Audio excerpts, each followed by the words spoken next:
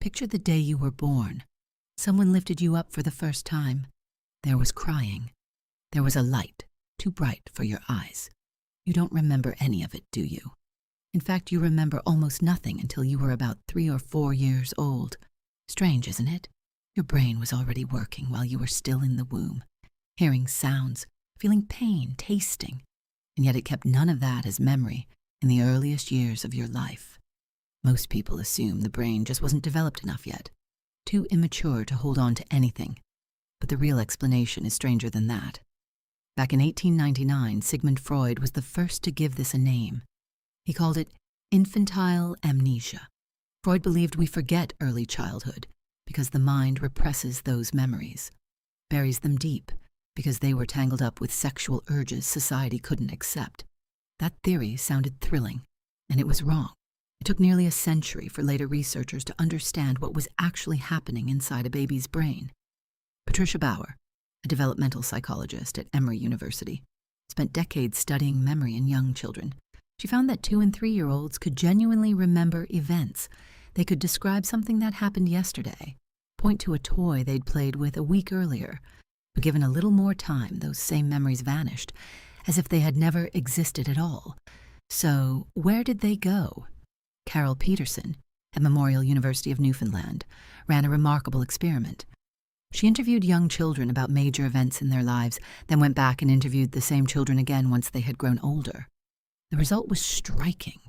Kids who had described events in vivid detail at age 4 couldn't recall a single piece of it as teenagers. The memories didn't just fade, they disappeared whole. This is where the story turns away from everything you assumed at the start.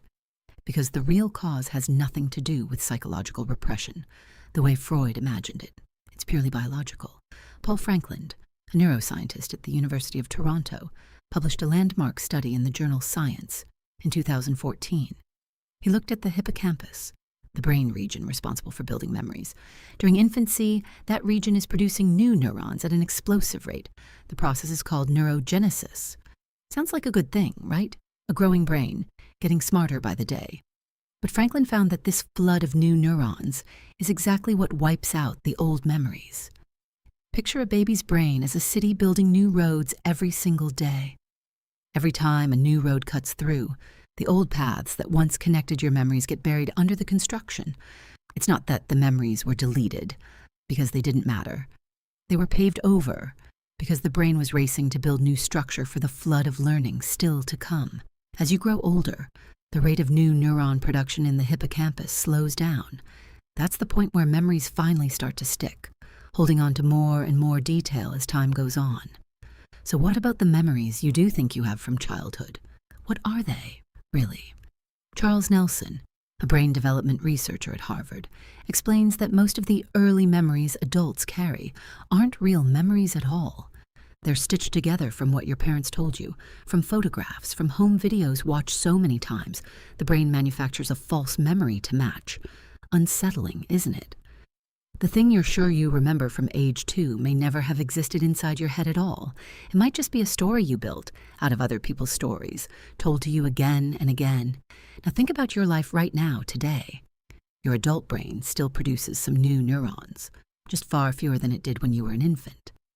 Franklin's research suggests that anything that boosts neuron production, exercise, learning something new, might be quietly reshaping your old memories without you ever noticing, which means the reason you can't picture something from 10 years ago as clearly as you once could might have nothing to do with simply getting older.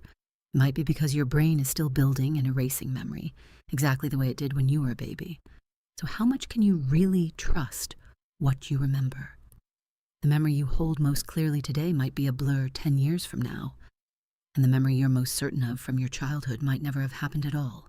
Picture the day you were born, one more time. Not the day you first opened your eyes to the world, but the day you finally understood that every memory you carry, no matter how old, has always been more fragile than you thought.